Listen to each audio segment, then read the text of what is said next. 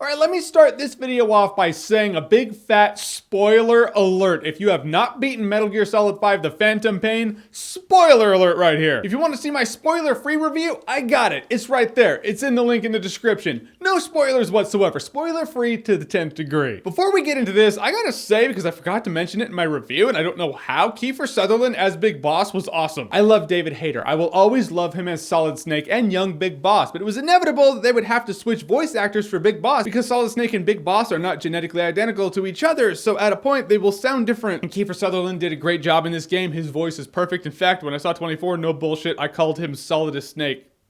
I swear. Might be random, might be destiny. It's now done, it's now said. Now we're gonna talk about the most divisive thing I've seen in Metal Gear Solid yet. So now let's get down to business. Right at the end of Metal Gear Solid 5, The Phantom Pain dropped a bomb in everyone's lap. It pulled the pin, it dropped it, it said, Merry Christmas, Happy New Year, peace. Boom. That twist is the fact that you actually aren't playing as Big Boss in this game. He's another guy entirely. He's the medic who ripped the bomb out of Poss in Ground Zeroes. Now he has shrapnel in his head, he lost his arm, wakes up in a hospital, and there was this really fishy part. It's like, hey, you've looked like this forever, and it's Big Boss's face. So now you gotta reconstruct your face, so here we go. So you make this other person, this avatar, and after surgery, he's like, all right, now you look like this, and it's what you've chosen. And then he gets out of the bed, and he looks like Big Boss again. I was like, that's a weird thing.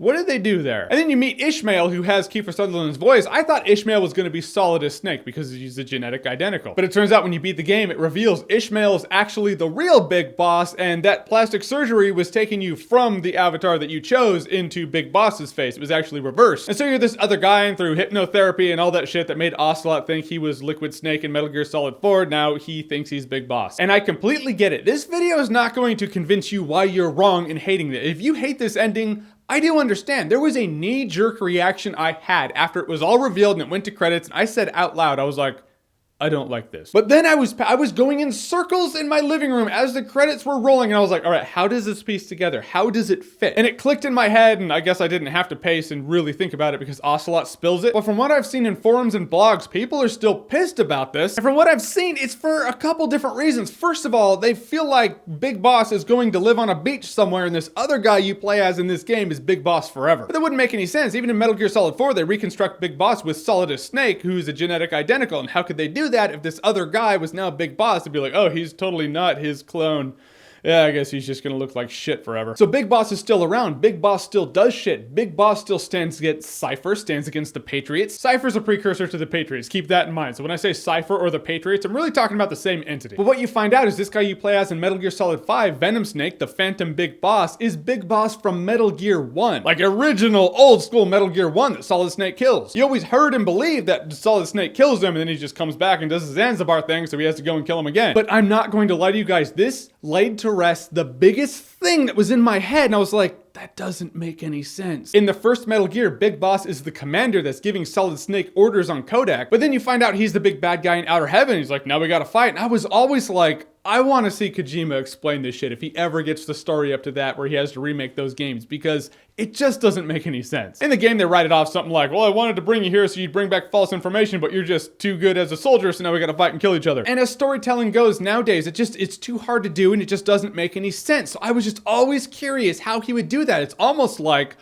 there were two big bosses. And that's what he's created. He has created a second big boss, and I believe it's so that makes sense. So I think the real Big Boss gives Solid Snake orders to go to Outer Heaven and kill the Venom Snake Phantom Big Boss in Metal Gear 1. And it also makes more sense for Gray Fox. Gray Fox is a POW in the first Metal Gear game, and in the second Metal Gear game, he's working with Big Boss, and he's like, yeah, Big Boss saved my ass, so I kind of have allegiance to him, so I owe him. So why was he a POW in the original Metal Gear game? It doesn't make sense that Big Boss would just capture him, and then after that, it's like, hey, by the way, before I met you, it was actually awesome. It's like they're two different big bosses. So the Phantom Big Boss is doing the Outer Heaven thing from Metal Gear 1. He's doing that, so all eyes are on him as Big Boss. Like, hey, Big Boss is over there. He's doing that thing. Cypher knows where he is. So the real Big Boss can do the Zanzibar Uprising under the radar. And the Zanzibar Uprising is ultimately the real Outer Heaven. That's what Ocelot calls it. And then I had fun piecing together, like, all right, why would Big Boss have Solid Snake take out the Phantom Big Boss? See, at first I was thinking maybe he has Solid Snake take him him out, so everyone thinks Big Boss is dead, so again, he can do the Zanzibar thing, and everyone's like, well, Big Boss is dead, that's clearly not him doing that. Or maybe, and I'm actually more inclined to believe this is actually the reason for it, I think the Phantom Pain Big Boss becomes a dick. Seriously, I think he becomes an asshole, like that scene where he has to wipe out everybody who has the bacteria in their throats, and he's walking, and his horn's getting bigger, and his face looks like a skull, and it's just really ominous looking. He even takes the ashes and licks it, and like puts it over his face. You're like, this guy might be going out of his mind. And while we saw the original Big Boss in Peace Walker use a nuke as a deterrent so no one would mess with him, I feel like this Big Boss is gonna make nukes but use them as a threat. More than deterrent, he's like, you know what? I'm gonna threaten the world now. And I think the original Big Boss is like, yeah, that can't happen. I need to take him out. So ultimately, now this scenario, you can see it as it doesn't detract from Big Boss. It ultimately adds to his heroism. He takes this dude out for the sake of people around the world. That's awesome. But that also does conflict with another reason I've seen people are pissed at this, because they wanted this game to be what shows the fall of Big Boss, you know, show him to decline into villainy like they've wanted to see all along. And you play this game and it does look like it's doing that, but personally, for me, I didn't think Big Boss was supposed to be the villain. Correction, I thought Big Boss was the villain. I always heard he was up through Metal Gear Solid 2. And then Metal Gear Solid 3 Snake Eater came out, and by the end of that, you're like, I don't think this dude's supposed to be a villain. I think he's a good soldier who ends up getting screwed and murdered and killed because he's an inconvenience. If Metal Gear Solid works the way I think Metal Gear Solid works, the future echoes the past. So when I saw the boss ultimately get screwed over by the government and then Snake had to kill her, and then the boss's reputation, she goes down in history as someone who defected to the Soviet Union who was gonna cause a nuclear war. And that's just not the case. She was like this huge hero. She's the Severus Snape without someone actually knowing the truth who can talk about it. Spoiler. So after Big Boss salutes her grave and the tear comes down the eye, I was like, I think that same thing happens to him. I don't think he was this big asshole we always heard he was. Keep in mind, Cypher, the Patriots, whatever you want to call them, they gain a lot of political power by the time Big Boss is doing the whole Zanzibar thing. And that's why Big Boss created the nation of Zanzibar. It's a nation that's free of outside government, free of control of the Patriots. And he did that so he can move against the Patriots and take the Patriots out. So all the Patriots had to do was feed Solid Snake and Roy Campbell some bullshit story about some big asshole who's this huge threat to the world over there in Zanzibar. Solid Snake goes over there, takes out Big Boss, who ultimately is still alive, but Solid Snake believes that he has done the best thing possible as a model American soldier, but all he really was a gun of the Patriots. History is written by the victors being the Patriots, so now Big Boss goes down in history as a villain, even though what he wanted to do was take out the villains. Oh shit, what? This just came to me. Cypher, the Patriots, their eyes are on Venom Snake Big Boss over there in Outer Heaven. Other Big Boss is safely tucked away because no one knows he exists. What if real Big Boss sends Solid Snake to kill Venom Snake Big Boss, knowing that it would expose him to the Patriots? What if he had to take out Venom Snake to save the world, knowing it would mean his own demise? Adding even more to his heroism and tragedy. And I theorize this because it's fun, but in the end,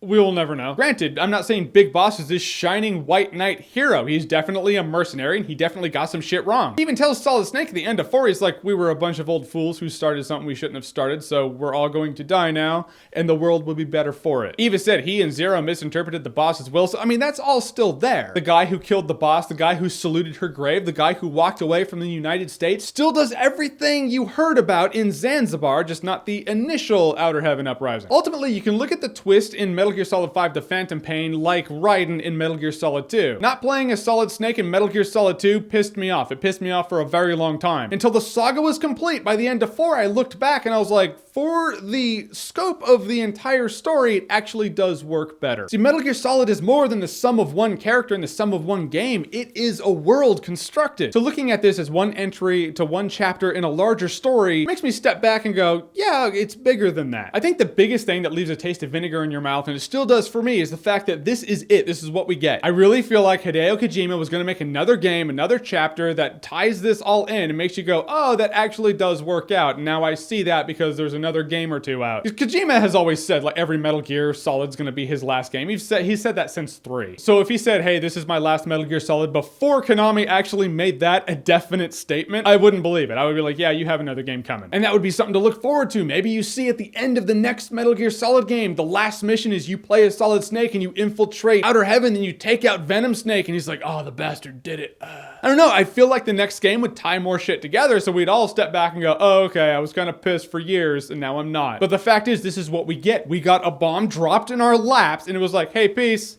that's the last thing that happens in Metal Gear for you. There's nothing to look forward to. Maybe Konami will release another Metal Gear Solid game, but it won't be what Kojima was going to do. Who knows what he was going to do after this? I feel like maybe in 50 years he'll tell us. And again, as I bring this video to a close, this is not me telling you that you're wrong. If you hate this twist, I get it. I'm just telling you how my brain kind of worked, how I took the information, how I processed the information, how I have dealt with that information. That's how I see it. That's how I saw this twist. That's how I think this twist can work. That's how I think it does work. And that's why I actually ended up liking this twist after the knee-jerk reaction to getting pissed like everyone else. Everybody who likes this twist, at least for that long, was like, well, hey. But now I'm curious as to what you thought about it. So the Metal Gear Solid 5 Phantom Pain ending twist. What did you think about it? Whatever you thought, comment below, let me know. And as always, if you like what you've seen here and you want to see more, click right here to see more.